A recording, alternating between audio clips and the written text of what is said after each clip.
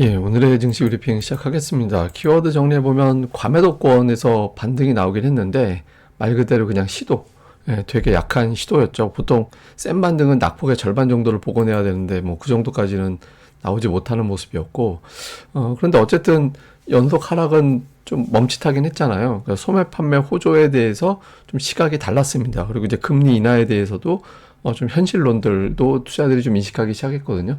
이런 부분들은 어제 같은 어떤 하락은 일단 이제 좀 재현되진 않게 만드는 그런 요인이었고, 종목으로는 코스닥에서는 대형 2차 전지주들이 이제 지수를 틀어막는 그런 역할을 했고, 코스피는 오늘 특징주로 SK하이닉스 설명을 또 잠깐 드려야 될 것 같습니다.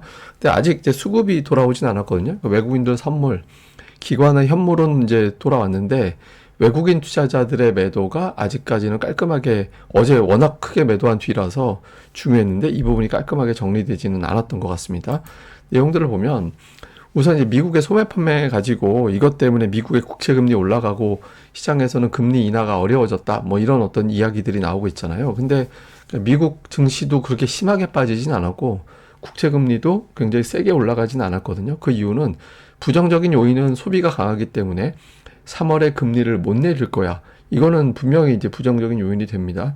그러니까 반면에 이제 긍정적인 요인은 경제가 강하다는 증거다. 이제 한때 경제가 어떻게 되느냐에 대해서 이제 투자들이 고민이 좀 있었잖아요. 근데 지금 상황 봐서는 이 정도 금리에 이 정도 소비가 유지가 된다라는 것은 연착륙이 유력하다라는 거다. 그러니까 이제 너무 악재는 아니다. 또 이런 어떤 정서들이 좀 있었죠. 국채 금리 밀어 올리는 폭도 제한적이었고 미국 시장 하락한 것도 제한적이었고, 우리 입장에서는 미국이 지금 수출 대상 1위 국가로 바뀌었기 때문에 미국 경제가 양호하다라는 거는 지금 시점에서 눈치 없는 거긴 한데, 근데 어쨌든 일방적으로 너무 나쁜 것까지는 아니다, 이런 이슈가 좀 있었고요.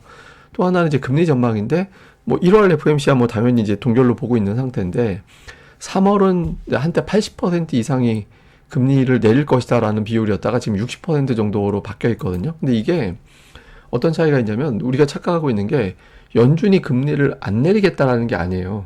예, 금리를 내리지 않을 거야, 이렇게 하는 게 아니라 생각하는 3월은 못 내리겠는데, 그러니까 이런 게 있거든요. 실제로 연준 이제 점도표를 보면 올해 내내 금리 안 내릴 거야라고 얘기하는 사람은 두 사람밖에 없었어요.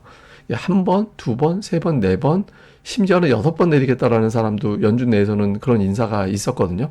그러니까 평균적으로 보면은 3번 내리는 게 이제 중간치 정도 되는 거잖아요. 그러니까 3월에 안 내리면 어차피 여름, 늦여름, 늦어도 늦여름에는 내리는 거니까 이게 이제 시차의 시기적인 차이가 있을 뿐이니까, 그럼 3개월만큼 늦어지는 것 또는 몇 달만큼 늦어지는 것만큼 이제 고금리에 대한 부담이 있을 거니까 그만큼만 반영하면 되는 거지 대세가 바뀌는 것까지는 아니다. 뭐 이런 어떤 정서, 이런 것들도 이제 낙폭을 이제 좀 오늘 미국에서 제한을 하고 우리 증시가 어제 같은 하락을 이제 더 연속적으로 만들지는 않았던 그런 이유였던 것 같습니다. 그리고 이제 종목으로는 오늘 SK하이닉스가 모처럼 좀 그 밥값을 좀 했는데, 골드만삭스에서 이제 보고서가 나왔습니다. 그러니까 내용들만 좀 확대해서 보면 목표 주가 18만 원. 예, 그러니까 근데 직전이 17만 원이라면 엄청 높인 건 아니에요.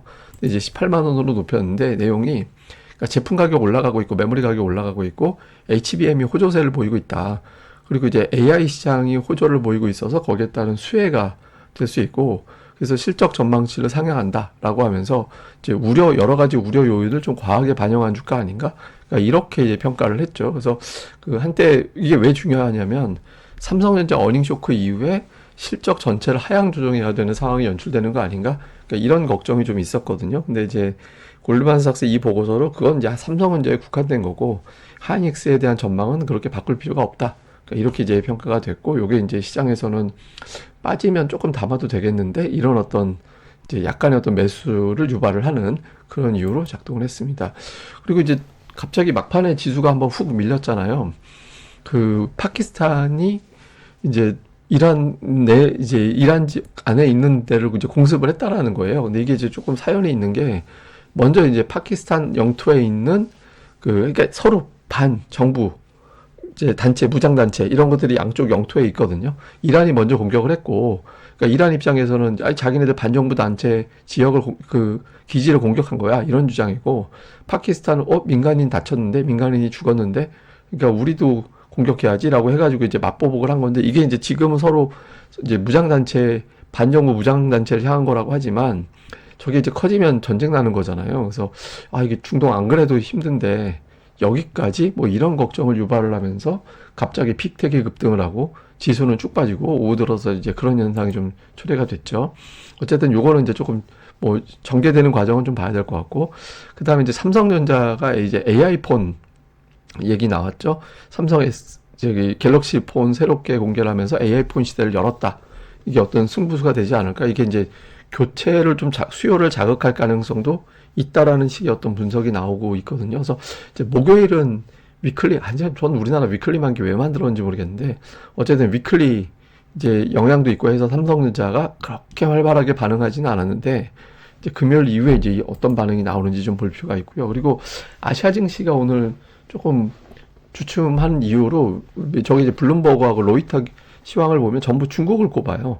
예, 그러니까 중국 증시가 되게 안 좋았잖아요. 뭐 이제 일부에서는 뭐 중국이 뭐 연기금 이런 데 동원해가지고 이제 증시 올린다더라 뭐 이런 이야기도 나오고 뭐 그러는 모양인데, 어쨌든 이제 중국 증시가 이제 살아나지 않고 있다라는 거는 그만큼 중국 경기에 대한 우려가 있다라는 거잖아요. 그래서 중국 증시가 어쨌든 조금이라도 좀 살아나줘야 좀 경기 침체, 중국발 경기 위기 뭐 이런 것들이 또 완화될 수 있어서 이 부분도 이후에는 좀 체크를 해봐야 될 것 같습니다.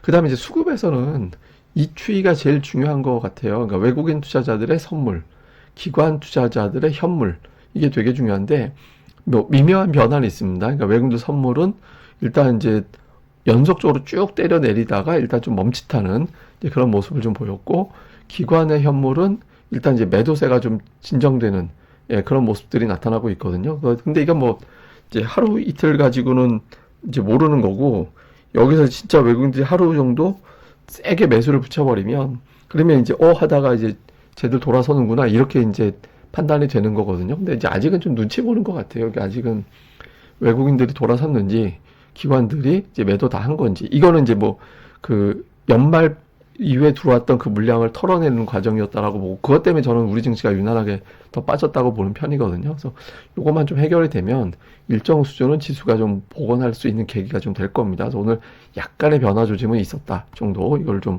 보시면 될 것 같습니다. 자, 시장 정리를 좀 해보면 지정학적 문제를 좀 확대 해석하는 이유가 있습니다. 그러니까 지금 오늘 뭐 파키스탄, 이란 이야기도 나오고, 이 이유가 뭐냐면 이제 지금의 인플레이션 고통이 어떻게 생겼는지 생각을 해보면, 1차적으로는 코로나 이후에 엄청난 돈이 풀렸고, 그 돈이 풀린 상태에서 물가가 1차로 올랐는데, 이제 러시아와 우크라이나의 전쟁이 생기면서 거기에 따른 또 인플레이션이 또 빵 터져서 지금 같은 상황이 만들어진 거잖아요. 그러니까 두 단계 어떤 요인이 좀 있었죠. 지금 그게 좀 약간 풀어놓은 상태에서 더 이상 하락하는 속도가 좀 표현하자면 쭉쭉 빠지다가 안 빠지고 갑자기 끈적해져 있는 상태인데, 여기서 지정학 문제가 다시 불거지게 돼서 국제유가가 올라가고 공급망 문제 생겨서 부품 조달이 어렵고, 아침에 제가 방송에서 올려드린 그 공급 운송 비용 단가가 갑자기 급등을 한다든가 이런 현상들이 감지가 되고, 이렇게 되면 인플레이션이 자극되면서 올해 연준이 그래도 3번은 내려주겠지라는 게 최소치인데 그거조차 안 된다라는 쪽으로 될 수 있잖아요. 그래서 지정학적 문제에 대해서 좀 민감하게 반응하는 건 충분히 타당하긴 한 것 같습니다. 그 다음에 이제 오늘 애플도 이야기가 좀 나오는 게, 애플이 200일선에서 강력한 지지선을 구축할 가능성이 있다, 뭐 이런 주장들이 일부 분석가들 사이에서 나왔거든요. 오늘 미국 언론을 보면 지금은 이제 마이크로소프트가 1위고 애플이 2위고 이런 구도가 되어 있는데, 여기서 이제 애플이 못난이 되고 마이크로소프트가 그냥 잘 가는 이런 구도보다는 애플도 조금 반등해주고 마이크로소프트는 더 잘 가고 뭐 이런 구도가 되는 게 증시에는 좋죠. 그러니까 이제 애플이 이제 200일선 전후에서는 조금 흐름이 바뀌는지. 근데 이제 낙폭 대비 반등 시도가 되게 약했어요. 이게 근데 제가 이걸 왜 말씀드리냐면, 시장이 바닥을 쳤구나라고 확신을 주기 위해서는 급락한 날 아래 꼬리가 1% 이상, 그러니까 뭐 예를 들어서 뭐 지수가 2% 마이너스 났다 그러면은 종가로는 마이너스 1% 정도 부근까지 쭉 꼬리를 달고 올라오는 반등이 나오거나 낙폭 축소가 나오거나, 아니면 몸통으로 끝나버린 날은 1일 이내 아주 큰 양봉이 올라와야 돼요. 그러면 이제 바닥 쳤다 이런 어떤 확신을 갖게 되거든요. 그래서 근데 요 이제 시도가 아직은 안 나왔죠. 네, 아직은 이제 안 나온 상태라서. 근데 시간상으로는 이제 금요일 정도의 어떤 이와 같은 어떤 큰 반등의 어떤 시도들이 나오게 되는지, 이러면 이제 한동안 좀 반등 사이클로 가는 거고, 안 그러면 여기서 이제 또 치고받고 하겠다라는 의미가 되는 거라서 이제 금요일 증시 흐름이 좀 중요해졌고요. 그다음 특징주로는 이제 대형 2차 전지, 그다음에 일부 반도체주, 그다음에 화장품주 이런 것들이 이제 선별적으로 움직이긴 했는데 전체적으로 워낙 시장이 이건 뭐 반등한 건 아니니까 어떻게 보면서 조금 좀 종목들도 눈치 보는 형태로 움직였던 하루였던 것 같습니다. 자, 그리고 이제 오늘 준비한 건 제가 반올림한 데이터입니다. 이건 그래서 이제 소수점 자리 빼버리고 보여드리는 건데 업종별 올해 연간 등락률입니다.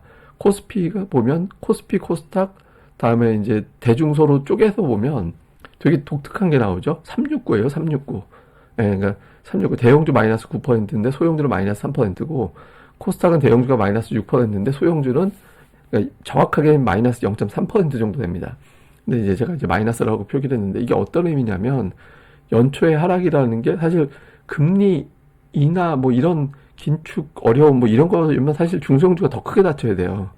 예, 근데 그거보다 대형주가 더 다쳤다라는 거는 이제 일종의 어떤 수급 영향이 더 크지 않았나. 그러니까 기관들의 매도랑 외국인들 선물 매도 영향이 못지않게 큰 영향을 줬다라고 봐야 되거든요. 그래서 이 부분만 조금 진정이 돼줘도 우리 증시가 유난하게 많이 빠진 이유이기 때문에 시장이 조금은 또 회복세를 보일 수 있게 되는 거죠. 그래서 좀 앞서 말씀드렸던 외국인 기관 투자자들의 각각 선물과 현물 수급 이런 것들이 이제 진정이 돼준다면 중성주 특히 소형주 쪽 같은 경우는 지수 대비 생각을 해보면 굉장히 훌륭하게 방어를 하는 그런 모습이었거든요. 오히려 이 종목 쪽에서는 좀 세게 움직이는 종목들이 등장할 수 있어서 많이 좀 눌려있던 종목군들 그리고 이제 또 오히려 시장 대비 좀 강했던 종목군들을 적절하게 좀 분산해 놓는 그런 대응도 필요한 것 같습니다. 예, 그럼 또 오늘 하루 또 잘 보내시고요. 저는 또 다음 방송에서 뵙겠습니다. 감사합니다. 이 방송 구독하기, 좋아요 많이 부탁드립니다. 감사합니다.